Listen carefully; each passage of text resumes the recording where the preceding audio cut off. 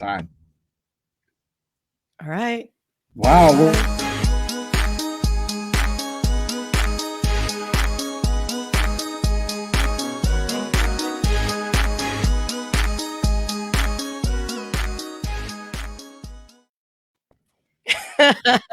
You stopped the music?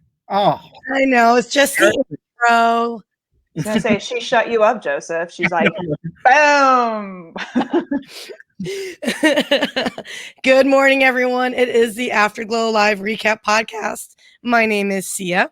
And I'm Erin Gregor. And we Joseph are the Barisonzi. and Joseph. I'm not supposed to jump on your. It's okay. It's okay. We're cash. We keep it cash here, so it's all good. It's all good. So, Joseph, welcome back to the Afterglow. It's good to be back. I feel like I never left. I know. Well, you're so vocal and you're so good about, giving us some insights and chatting it up. And sometimes we don't necessarily get to it. So I figured, today, let's just get Joseph back on because he's a chatty McCatty. Yeah, he can be. So welcome back, CEO of Apicista. Hey, let's talk about this because I think last time we didn't really talk about Apicista. Tell me, sir, what exactly do you guys do? Because I think it fits perfectly with this week's speaker, Tracy Holland. Yeah, Apicista is a software company. It's an investment operating system. It is a back office for private companies that are raising capital. It's really designed for broker-dealers or accelerators or incubators that are doing serial syndicators that are doing lots of raises. So you can see an example of Apicista if you go to invest.withglo.com, which is the investment portal associated with GLO. It's a customized version of Apicista. And that's one of the things that I do want to emphasize that people don't know about Global Leaders Organization. This is not just a, quote, networking group. This is not just another, business organization, for entrepreneurs, successful entrepreneurs. There's a lot of dynamics going on and the access to capital and looking at your business to determine if seeking access to capital is appropriate or the best thing for your business. It's a great resource. And I think for those that don't know, should check it out. And it's so easy, inside the member site, there's a button on the left menu that says capital. And all you have to do is click it. And then there's 4 different options. They go in order from left to right. And you click it, fill out a form, and we connect you with an expert for each of those steps. So it's a pretty good resource. And, as you said earlier, it really ties to the GLO speaker from yesterday, Tracy Holland. She is the CEO of Hatch Beauty brand. I gotta tell you, I did not know her or her story, and just to hear her personal story, you guys. I mean, what was the word that you used, Joseph? Perseverance. Guys, like, talk to me, Goose, on this. So you said that, and I missed, unfortunately, the very beginning part of it. She was in foster care. Did you guys catch that? So juvenile the juvenile diversion program. Yeah, her parents sent her away trying to get her straight is that's how I understood it, right, Joseph? Yeah, I know. Foster versus whether it was a home setting or an institutional setting. I didn't pick up. And to jump back, we have all these like polished speakers that because Michelle brings in these polished speakers, and every once in a while we get somebody who's not. And when she started talking, I was like, oh no, it's another low energy, not polished speaker. And holy cow, like, she had an amazing story, amazing content, and delivered it with an authenticity and a rawness that made it so much more acceptable. I really hope that GLO starts thinking out of the box and that we don't need the Tony Robbins speaker every week, and that filling in, like maybe one a month, but bring us more Tracy Hollands, Well, just even so, her first business venture, she got screwed by her business partner and left her with all the debt. And none of the assets. None of the assets. So, wasn't in her name. And then they got the business partner got the check and left her with all the debt. So it was her first business venture. And the fact that she came out of that and said, I'm going to keep going. I mean, she's so resilient. And I just love hearing from people like her who keep getting back up. Like, it's like, okay, I got knocked down this time. I'm going to keep getting back up and keep getting back up. And I loved her story. I thought she was very, like your point, Joseph, it may not have been like, I've got the perfect speech and I know exactly when to put a feel-good story in this speech to get you all in. You know what I mean? It was just raw and real and honest, and it was fantastic. Yeah. You know what's funny? I was talking to Joseph about it earlier, and he goes, "You know who she reminds me of?" And I'm like, "Who, Joseph? Who does Tracy remind you of?" Oh, now I have to say. Oh, I'm calling you out on it. I'm calling you out on it.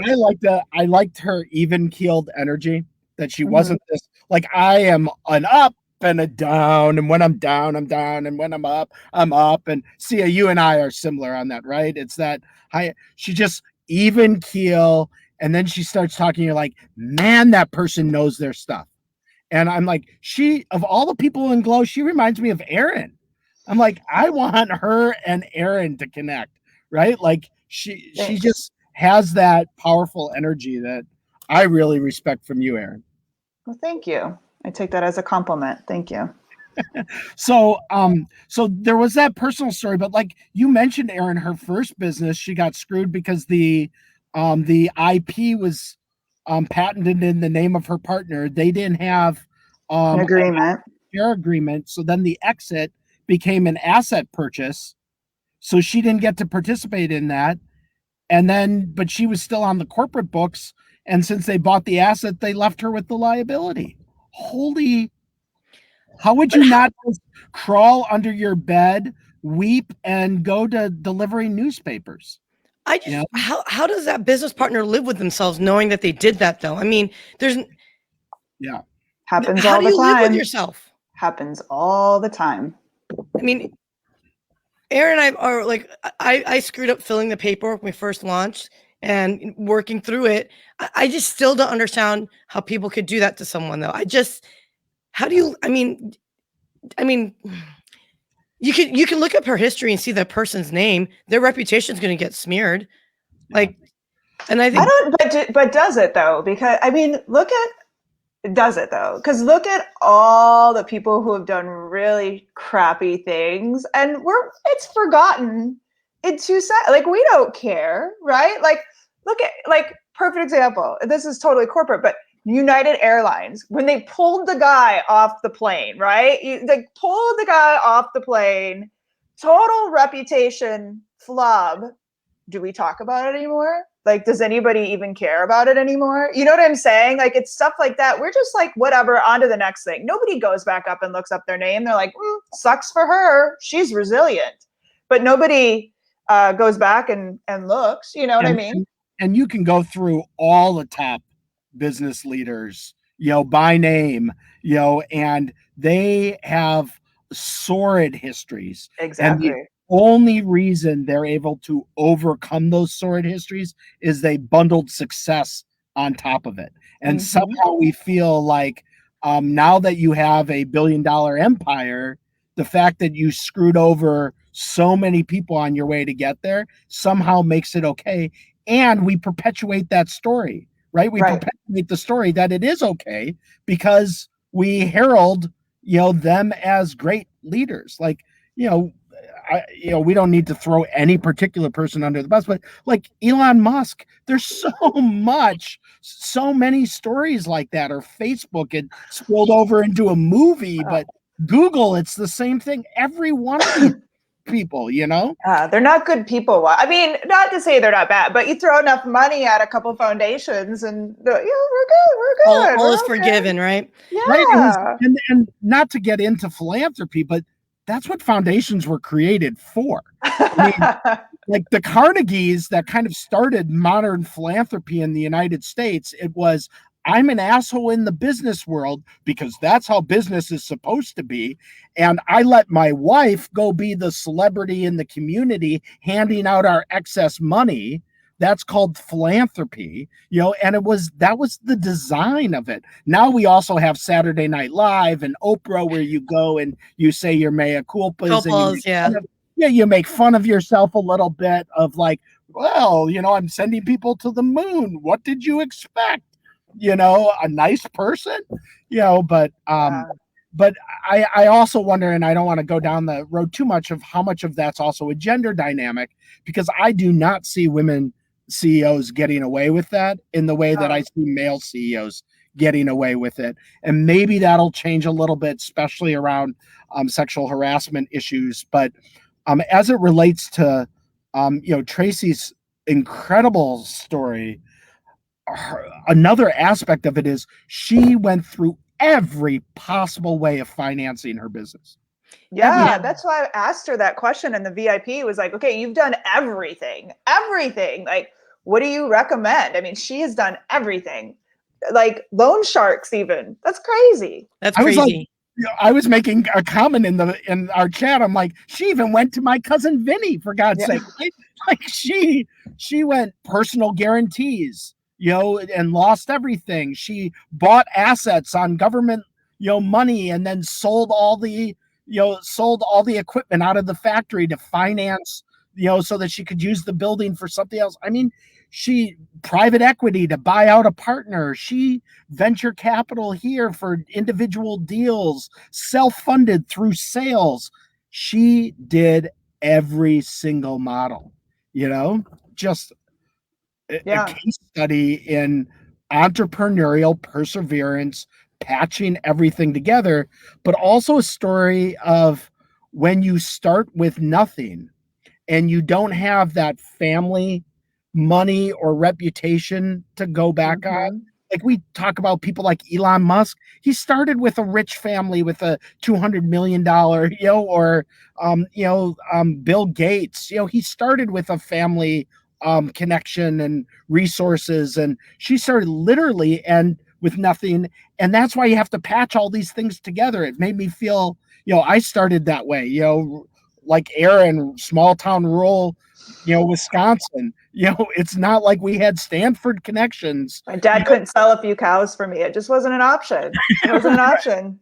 So, so it's so much harder to patch that together, and you add all the other variables on top of it. Women at her time in that industry, and what she's pulled off, gives me hope listening to it. Like, well, maybe I too can break through, that kind of establishment, And she's one of those, like, truly listening to her. Like, I mean, just in that presentation yesterday, you can hear like, learn from my mistakes. And sometimes it's very, very fluffy mistakes. Does that make sense? Like, make sure you know who your ideal client is before going, to market, blah, blah, blah.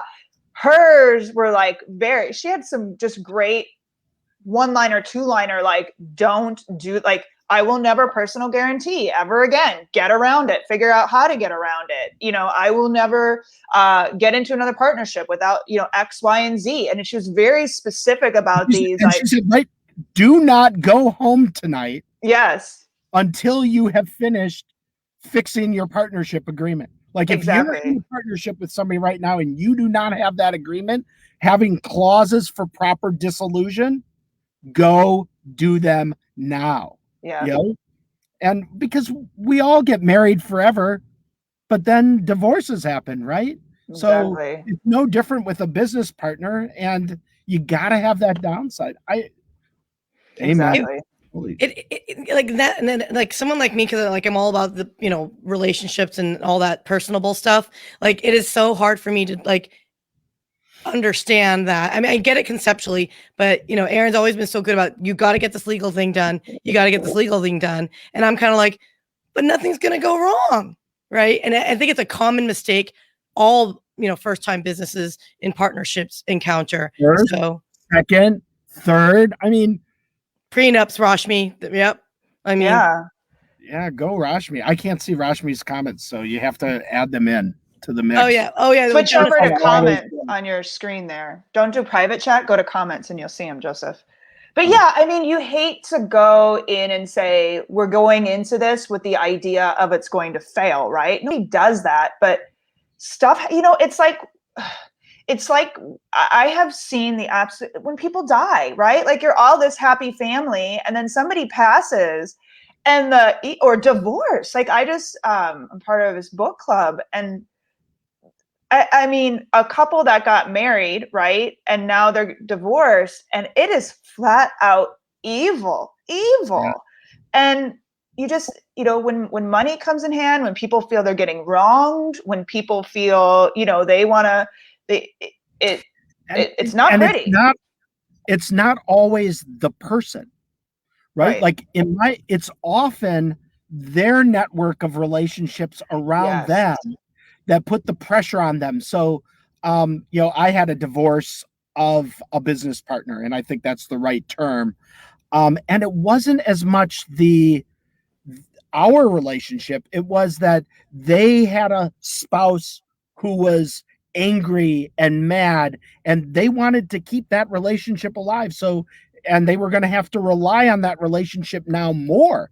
So exactly. I was really found myself in the divorce proceedings, not with my former business partner, but with their wife, you know, oh my God. And I was always like, well, we've got our business thing here, but and we'll be in it forever, but holy cow. And people don't think about that too. The spouse becomes a partner, but go ahead, Joseph, sorry. And then she ended up in a similar situation, right?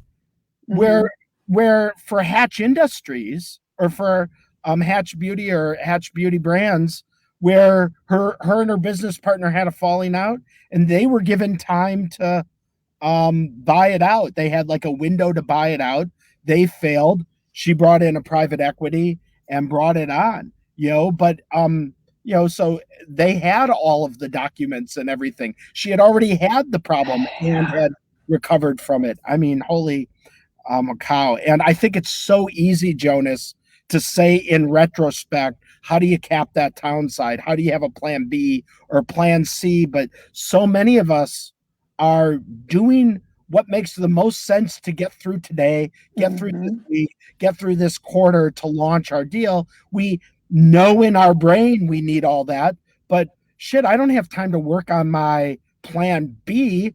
I'm still trying to get my plan A up and go. Right. Well, it's like it's getting the insurance, and a lot of times we never think about the insurance we have. Like I couldn't tell you. I know I have insurance. Let me tell you, but like what my I'm just like, okay, agent, just take care of that, and we never care about it until we need it, right? And as much as we should have said, oh, I should have spent that day going through all my insurance and talking to somebody about it, making sure I had enough. Like we never do it. It's a great in theory, but majority of people they're not caring about it.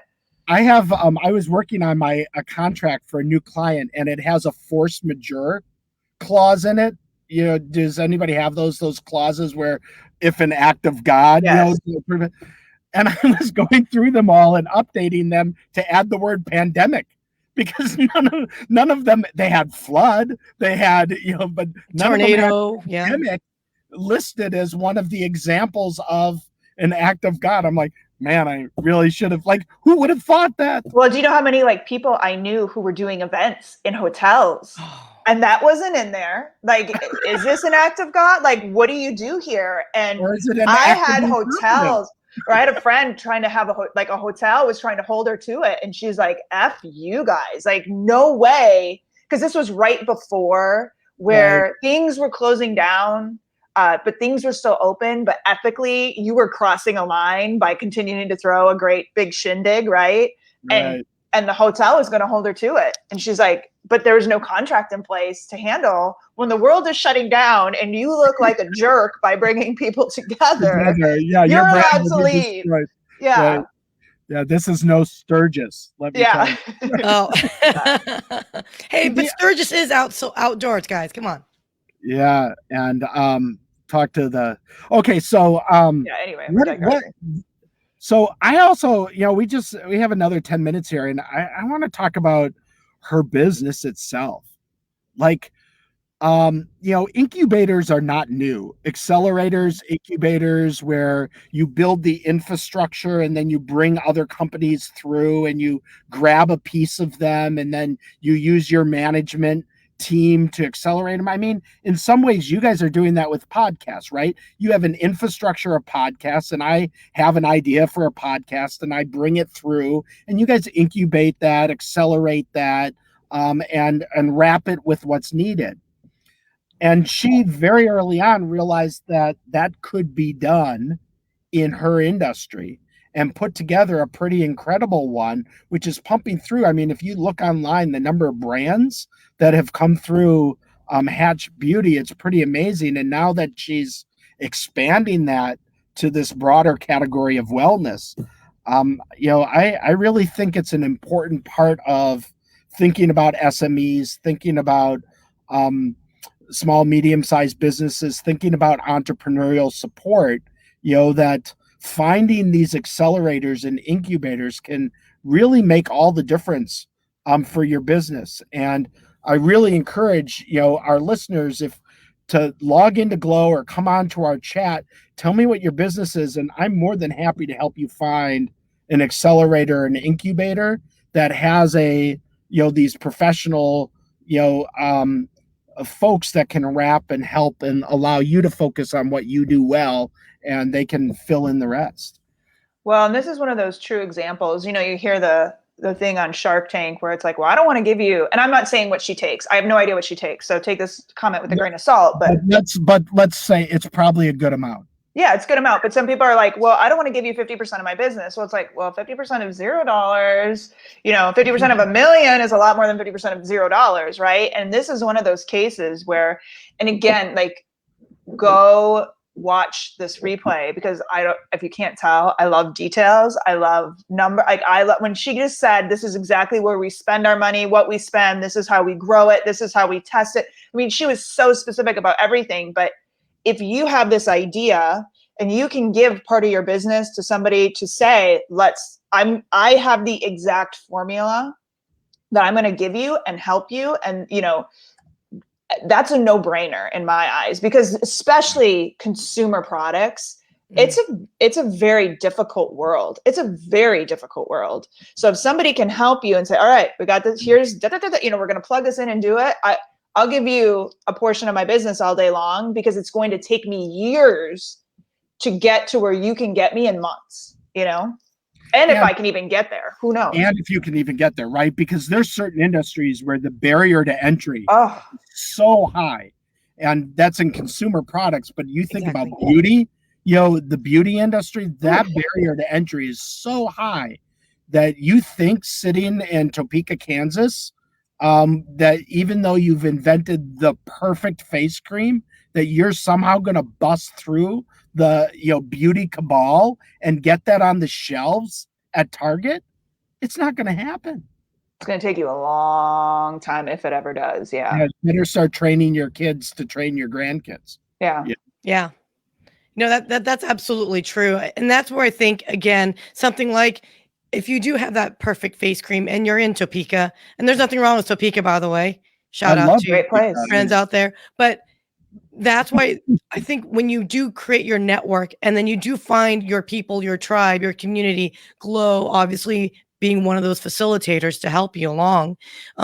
She had mentioned that she had that relationship with Christine Hefner. And I thought that was fascinating to me, because that is someone that you wouldn't think traditionally would be someone that you would want to associate or mentor with, right? I mean, the kind of different world, right? Christine's in publishing. Is that what we call it? Publishing. And, but she talks about that. The fact that her best group of women CEOs is led by Christine Hefner. Let's talk about your network then to help facilitate those types of relationships, connections that maybe you wouldn't have otherwise. Right. Well, one thing we talked about last night on Clubhouse, and I loved it. I'll be honest, I've been burned a lot by people who want to meet, and it's they always want to pick my brain. I mean, I've had, hey, can we meet for coffee, and had like sales presentations pulled out, and it's kind of caused me to like, okay, what do you want? Like, I literally will be like to people, what do you want? What do you want from me? But her idea when she was, that's why I love Erin. That's just that was such an awesome Erin moment. I have to be blunt. I'm like, why? What do you want? But her when she had those 120 days where her partner was looking at getting funding and she had nothing to do, she couldn't be in the office. She, because of Christine Hefner, told her, go meet with people, breakfast, lunch, and dinner, and just meet and talk. And I feel like in the business world, we've lost this no agenda meeting capability. Brian Glazer, I believe is his name, wrote a great book too. He's Ron Howard's business partner, about how he'd have these meetings with people. Like he just was like, I want to learn about you. That's all I want to do. I want to learn about you. I have no agenda. I don't care who, you know, and he just wrote, it was just incredible, the stories he had. And I loved that idea of just, let's just meet. Like, I'm not going to ask anything of you. I just want to learn about you and meet you and talk to you and get to know you. And I feel like more people will be open to that versus the horrible, can I pick your brain? Or, you know, I'm straight up meeting to you because I need something from you. I need you to mentor me. I need this. Everybody just, it's like, I need something. And what happened to that? Let's just meet to meet factor. And so I know I'm going to be implementing a lot of what she talked about from that perspective. I loved it. Yeah. And obviously, there's only so many insurance agents or so many outsourcing tech company people, that staffing company people we can meet with. But you know, there's so many great stories, and we, you know, it's I was really struck by how much she spent of her time talking about her mentor. Yeah. You know, and I have, you know, watched and read about and kind of followed the rise of Christine Hefner in the publishing industry, and I know that lots of people refer to her as just a powerhouse and just a complete transformation of the business she inherited into, you know, something else, and something of incredible added value to broader community, which arguably it wasn't before. But wow, to have Christine Hefner also be adopting other people to bring them up and to open that door behind her. And really, it sounds like she's really supportive. It's not just one of these mentor in names so that I can drop the name of, oh, so-and-so is my mentor. I mean, holy cow, just her advice, Erin, of spend the next 120 days and go meet and just have a conversation with people. Yeah. And like Jonas made the comment, let me carry your bags. I'll pick you up from the airport. Like, don't get a driver. I will pick you up from the airport. And she was so humble when she talked about just when Christine allowed her to be in the room, and what she learned from negotiation and what she learned just by, you know, being a fly truly on the wall, no agenda, just learning. How many, I want to start a whole program where you can bring the fly. I want to be the fly on the wall. Like, how many times would you just love to be the fly on the wall of that type of conversation so that you could just see it happen? Like, you know, you study them in the Harvard Business Review things where they map it out. And so different. I wish I could be in one of those before I have to be one of those, you know? Exactly. So that's funny you should mention that, because I was thinking of that. That's why podcasting, I was so attracted to it initially many, many moons ago, was the fact that at times a really good podcast, you do feel like a fly on the wall because they are exchanging information. They're having a conversation, and there's so much that you can learn from it. And so selfishly speaking, just so you guys are aware, it's Wednesdays. I'm live streaming this new show that's highlighting other great podcasts. So you can feel like that fly on the wall to hear snippets of these great podcasts out there, and it's called The Mic is Listening. And so Joseph, I highly encourage you, if you want to check it out. There's going to be a lot of different podcasts. Yesterday. I enjoyed it very much, and I was thinking about how much I wanted there to be like a randomizer on my Spotify. Just, here's my general categories of interest. Now stretch me and take me to places that I wouldn't normally go, and give me a great podcast in that. I don't want to get subscribed to it. I just want to hear one, you know? Yeah. Or just like, or if that particular topic was so amazing that hey, there's a good 2-minute segment there that's nuggets of wisdom that you could take back and just move on. And I think that's why, again, with the way that Tracy was talking about getting to know someone, listen, take the time, and just absorb. That's why, again, things like these types of conversations is where we're so much more than what our brand is, right? And just knowing who we are. Again, kind of tying it back to you guys, this is why Global Leaders Organization exists. And I hate to, pull this to an end, guys, but our time is up. For those that want to learn more from you, Joseph, because you have so much to say and so much to share and offer, how can someone reach out to you and just listen to you, or vice versa? Oh, just you see my first name and my last name, just make it the first initial last name at gmail.com and you'll find me. Another great way is how you found me this morning. You can go to withglo.com and click the live chat, and 4 out of 5 times I'll be the person who answers the live chat at withglo.com. I'd love to talk with you. So Joseph, I have a question for you. When is your meeting with Tracy to discuss crowdfunding? I know, wouldn't that be fantastic? Well, wouldn't it be? You need to set that up. So many opportunities. I think Michelle said that she was going to take responsibility on setting that meeting up. Good. So on that note, Erin? All right, so all of this is in connection with GLO, which stands for Global Leaders Organization. It's an incredible group. This is just one of the perks. Every Thursday we meet for these events. There's a VIP section afterwards, so we'd love to have you join us as a premier member. Syya and I are co-chairs of the Dallas chapter. We'd love to have you join us. Head over to withglo.com to find out more. Excellent. And for those that are interested in learning more about this Business Acceleration 2.0 speaker series, it's every Thursday, 10 a.m. Next week, we have Linda Hollander. And I'm really, really excited for this one, you guys, because it's top ways to attract corporate sponsors. Because whatever project we're doing, whatever marketing initiative that you pull out there, there is a huge potential for collaboration and obviously offload the costs, right, to create that content and look at sponsorships. So check out withglo.com. And on that note, guys, any last parting thoughts? Yeah, I'm looking forward to coming and listening to Afterglow next week with Paul DeLago, right? DeLago, who's joining us next week. That'll be fun. No, it's Linda Hollander next week. No, but the Afterglow. Yeah, he's talking about the Afterglow. Paul made a comment about being a guest next week. Oh, maybe it's not this podcast. Maybe it's I don't know that one. Well, whoopsie. Well, this just got awkward. Awkward. My bad. See you all on Take care.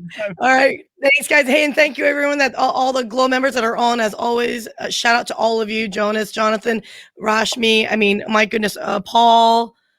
You guys are all kick booty. So talk to you guys and see ya next week.